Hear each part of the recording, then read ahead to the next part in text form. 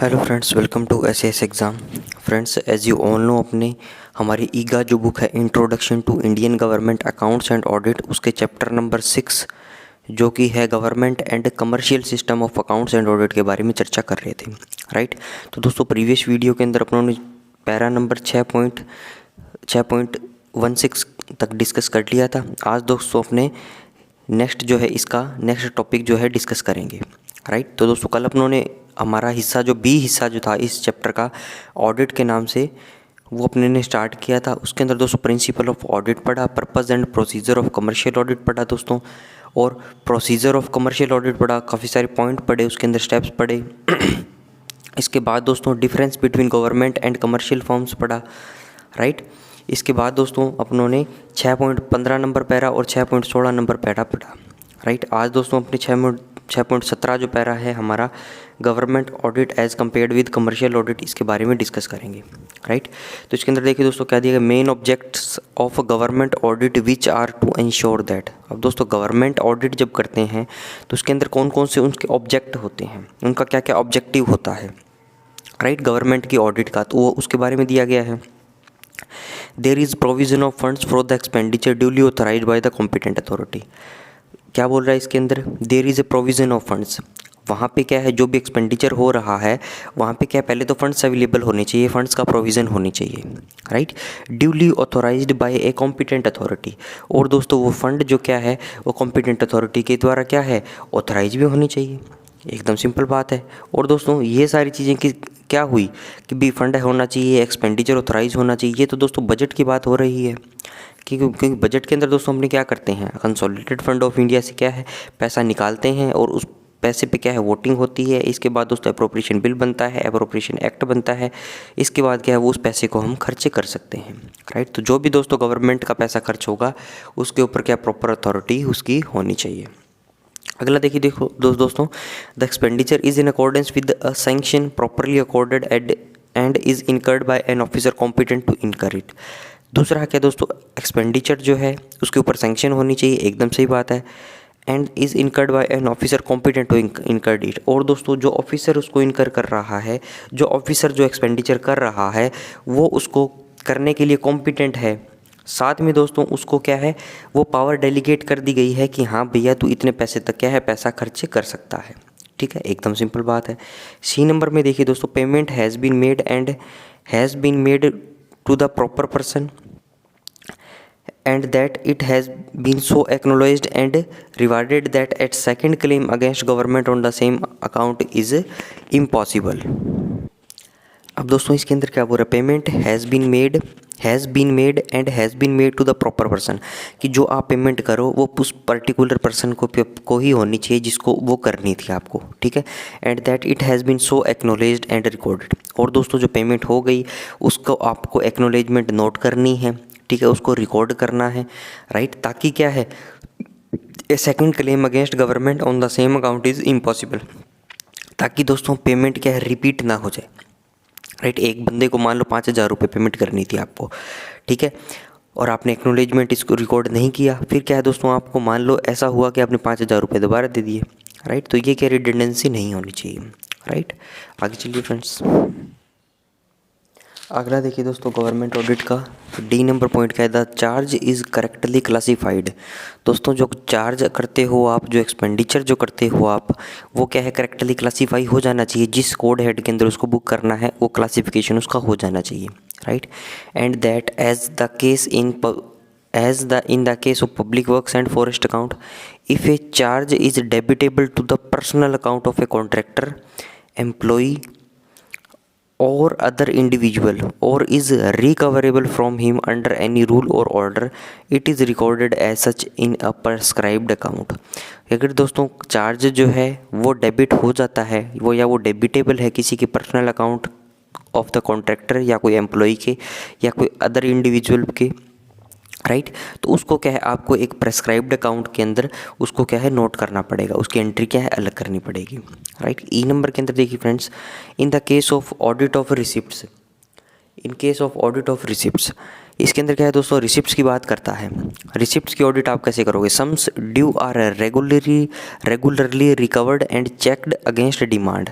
Right. तो दोस्तों जो भी रिसिप्ट्स हुई हैं वो रेगुलरली रिकवर्ड हुई हैं या नहीं हुई, राइट, उसको चेक करना है आपको। Sums received are duly brought to credit in the accounts. और दोस्तों जो भी पैसा रिसीव हो रहा है, जो सम रिसीव हुआ है, वो क्या अकाउंट्स के अंदर उनका प्रॉपर क्रेडिट हुआ या नहीं हुआ, ये भी आपको चेक करना है, राइट। तो एक तो है रिकवरी की बात, एक है दोस्तों रिसीविंग की बात, राइट, और दोनों आगे ही हैं आपके अकाउंट्स के अंदर। ये दोनों चेक आपको करनी है रिसिप्ट्स के ऑडिट के अंदर। नेक्स्ट देखिए दोस्तों, इन the case of audit of stores and stock, अगर दोस्तों आप स्टोर्स और स्टॉक की ऑडिट की बात करते हैं, where a priced account is maintained, right, जहाँ पे क्या है दोस्तों, प्राइस्ड अकाउंट इज़ मेंटेन, मतलब कितने प्राइस का स्टोर है उसकी बात करते हैं। Stores are priced with reasonable accuracy, right, कि भैया जो स्टोर को जो प्राइस किया है, जो स्टोर के अंदर सामान है उसको प्राइस किया है, वो क्या है, एक्यूरेट होना चाहिए, right, and that the rates initially fixed are reviewed from the time to time, ठीक है। और जो इनिशियली जो किसी सामान की रेट फिक्स करी थी उसको क्या है दोस्तों, रिव्यू करता रहना चाहिए, ठीक है, उसका रिव्यू होना चाहिए, ये चेक करना है आपको। को related with market rates and revised when necessary, और दोस्तों मार्केट रेट के हिसाब से वो सही होना चाहिए, और उनको रिवाइज करो जब भी नेसेसिटी हो, राइट। आगे चलिए फ्रेंड्स। नेक्स्ट देखिए दोस्तों, जी है, the articles are counted periodically and otherwise examined for verification of the accuracy of the quantity balances in the books.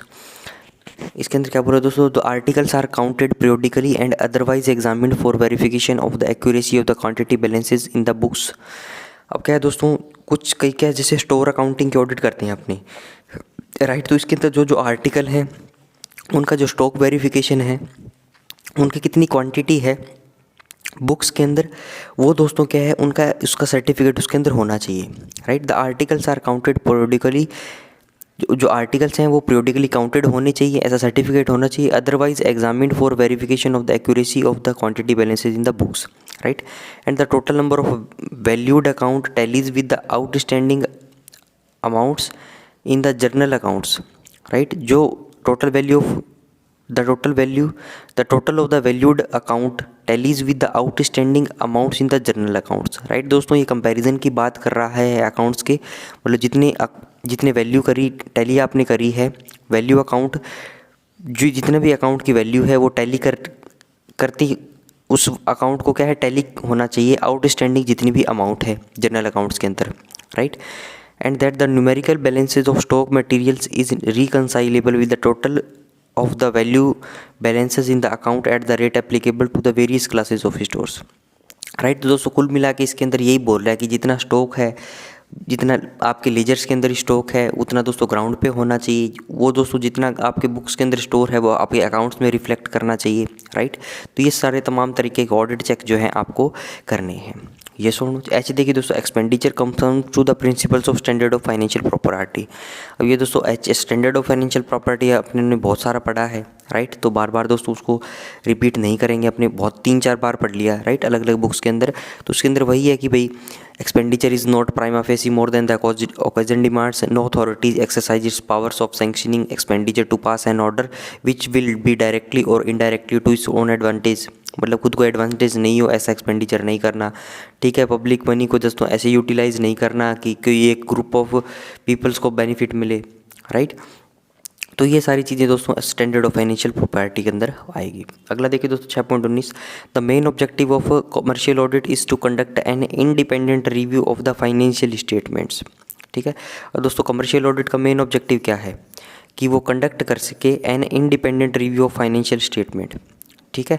Commercial audit का दोस्तों क्या है मेन ऑब्जेक्टिव कि कंडक्ट कर सके एक इंडिपेंडेंट रिव्यू किसका, फाइनेंशियल स्टेटमेंट का, एंड ऑफर एन ओपिनियन, और दोस्तों वो फाइनेंशियल स्टेटमेंट चेक करके क्या है एक ओपिनियन दे सके about their reliability in representing the organisations financial condition and working results, right. और दोस्तों ऐसा ओपिनियन दे सके कि भैया आपकी फाइनेंशियल कंडीशन कैसी है कंपनी की, राइट, और आपका रिजल्ट इसके अंदर वर्किंग रिजल्ट्स क्या आपके आ रहे हैं, राइट। ये कमर्शियल ऑडिट का काम है। The incidental objects of commercial audit may be said to be 3 folds. दोस्तों जो कमर्शियल ऑडिट के ऑब्जेक्ट्स हैं वो किस प्रकार के हम बोल सकते हैं, वो 3 फोल्ड मतलब 3 पॉइंट दिए गए हैं। कौन कौन से हैं आगे चलिए। तो दोस्तों कमर्शियल ऑडिट से अपनी क्या क्या चीज़ें पकड़ सकते हैं। एक तो हो गया डिटेक्शन और प्रिवेंशन ऑफ फ्रॉड। ठीक है, डिटेक्ट कर लिया, प्रिवेंट हो जाए फ्रॉड से। Detection prevention of technical error, कोई टेक्निकल एरर है अकाउंट्स के अंदर वो अपने देख सकते हैं। Detection of errors of principles, कोई प्रिंसिपल फॉलो नहीं किया गया अगर अकाउंट के अंदर, उसके बारे में भी अपने क्या है जाँच कर सकते हैं कमर्शियल ऑडिट के अंदर। राइट। अब देखिए दोस्तों, गवर्नमेंट ऑडिट से कंपैरिजन किया गया है 6.20 के अंदर भी और यहाँ पे भी। In government audit there is little scope of for detection of errors. ठीक है, यहाँ पे बोल दिया दोस्तों एरर को डिटेक्ट करना है, आपको प्रिवेंट करना है, लेकिन दोस्तों गवर्नमेंट ऑडिट के अंदर क्या लिटिल स्कोप है। Right, little scope for detections of errors of principles. Right, as the responsibility for advising as to the form in which account should be kept devolves upon the CAG. क्योंकि दोस्तों क्या है, ये CAG पे depend करता है। जो audit authority दोस्तों नीचे की ऑडिट अथॉरिटी काम कर रही है, उनके पास क्या है लिटिल स्कोप है उस चीज़ का। राइट, तो और दोस्तों ये पैराज जो है लेस इंपॉर्टेंट है, जो अभी 6.20 है, क्योंकि प्योर थ्योरेटिकल पार्ट है। राइट, और कोई फैक्चुअल बात मेरे को इसके अंदर नहीं लगी, और MCQ पूछने के भी क्या है बहुत कम चांस है। राइट, 6.20 देखिए दोस्तों, the detection and prevention of fraud. अब दोस्तों यहाँ पे डिटेक्शन और प्रिवेंशन ऑफ फ्रॉड दिया हुआ था, तो गवर्नमेंट के अंदर देखते हैं, it must be remembered that work in connection with the scrutiny of expenditure, the work in connection with the scrutiny of expenditure is interested to the officers of the spending department. दोस्तों जो department spend कर रहा है उसके क्या है, उसके officers को क्या है सौंपा गया है कि वो एक्सपेंडिचर की स्क्रूटिनी करे for the sake of the convenience and economy. ठीक है, जो ताकि क्या है दोस्तों कन्वीनियंट हो सके ये चीज़ों को चेक करना एक्सपेंडिचर को। Right, under the existing arrangements the certification the certification as to the initial facts is left to the executive officers.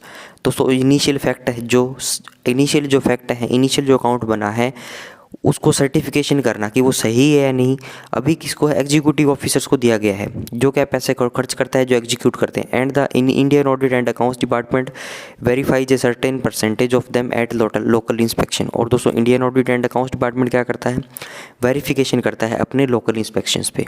Right, पहले एग्जीक्यूटिव ऑफिसर उसको सर्टिफाई कर देंगे, बाद में ये डिपार्टमेंट क्या है उसको लोकल इंस्पेक्शन पे वेरिफिकेशन करेगा। Most of the frauds are thus checked or detected in the course of the scrutiny by the executive officers। और दोस्तों ज़्यादातर फ्रॉड्स जो क्या हैं चेक और डिटेक्ट किए जाते हैं in the scrutiny of the executive officers के द्वारा। राइट, आगे चलिए फ्रेंड्स। नेक्स्ट देखिए दोस्तों, the audit officers also render valuable assistant in indicating directly or indirectly to the executive officers defects और irregularities which require their attention. तो दोस्तों audit officers और क्या करते हैं, रेंडर करते हैं क्या, वैल्यूएबल असिस्टेंस। ठीक है, किसको करेंगे दोस्तों, एग्जीक्यूटिव ऑफिसर्स को। क्या करने के लिए, in indicating directly or indirectly to the executive officer defects और irregularities which require their attention. ठीक है दोस्तों, ऑडिट पॉइंट जब रेज होते हैं तो क्या है, एग्जीक्यूटिव ऑफिसर्स को क्या डिस्कस किया जाता है। ठीक है, क्या क्या इरेगुलरिटी है, क्या क्या डिफेक्ट है, और उनको क्या है सुधार किया जा सकता है। Thus the check prescribed for the executive officer supplemented by occasional audit। ठीक है दोस्तों, जो चेक जो है प्रेस्क्राइब किए गए हैं एग्जीक्यूटिव ऑफिसर्स को, वो क्या है supplemented by occasional local audit. ठीक है दोस्तों, लोकल ऑडिट करते हैं। ठीक है, तो उससे क्या है उनको हेल्प मिलती है। And continuous central audit sufficiently provide for the detection and prevention of fraud in the government system of audit. ठीक है दोस्तों, लोकल ऑडिट होती है, कंटिन्यूअस सेंट्रल ऑडिट होती रहती है। राइट, वो क्या करती है दोस्तों, डिटेक्शन और प्रिवेंशन ऑफ फ्रॉड के लिए गवर्नमेंट सिस्टम ऑफ ऑडिट के लिए सहायक है। Right, as to the detection of technical errors a good numbers of the objections raised in audit fall under this category. ठीक है दोस्तों, क्या है इन चीज़ों को सुधारने के लिए, टेक्निकल एरर्स को सुधारने के लिए नंबर ऑफ क्या है ऑब्जेक्शंस रेज किए जाते हैं ऑडिट के द्वारा, जो इस कैटेगरी के अंदर फॉल करते हैं। Right, the prevention of frauds and errors is also effected by reasons by of deterrent and moral check imposed by audit. ठीक है दोस्तों, फ्रॉड से प्रिवेंट करना है आपको, एरर से प्रिवेंट करना है, तो क्या है दोस्तों, आज also effected by reasons of deterrent and moral check imposed by audit. ठीक है, तो ऑडिट दोस्तों क्या है, समय पे ऑब्जेक्शंस रेज करती है। ठीक है, और क्या है दोस्तों, मोरल चेक करती है। ठीक है, मोरल चेक भी क्या है दोस्तों, एग्जीक्यूटिव ऑफिसर्स पे क्या है इम्पोज किया जाता है। राइट, कि आपका नैतिक कर्तव्य है कि आप इन चीज़ों को देखें। ठीक है, तो इस कंटिन्यूस एफर्ट के द्वारा क्या है दोस्तों, गवर्नमेंट ऑडिट जो क्या है prevention of frauds, technical errors और इन चीज़ों से क्या है बचा जा सकता है।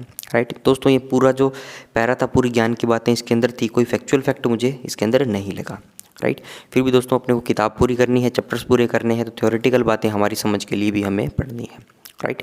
दोस्तों ये इस चैप्टर का था आखिरी पैरा, और इसी के साथ ये चैप्टर जो है, चैप्टर नंबर 6 जो है ये कंप्लीट होता है। नेक्स्ट वीडियो के अंदर दोस्तों इस चैप्टर के अंदर जो मोस्ट इंपॉर्टेंट बातें थी, ठीक है, उसकी मैं समरी आपसे डिस्कस करूँगा, ताकि आप उतना भी पढ़ लो, राइट, तब तो भी आपके के चैप्टर का 70-80% काम हो जाए, और मोस्ट ऑफ द क्वेश्चंस आने के चांसेस उन्हीं 3-4 पेज से होते हैं, राइट। तो इस वीडियो को दोस्तों यहीं रैप अप करता हूँ। वीडियो को लाइक करें, चैनल को सब्सक्राइब करें दोस्तों, कमेंट जरूर से करिएगा। Thanks for watching, have a nice day.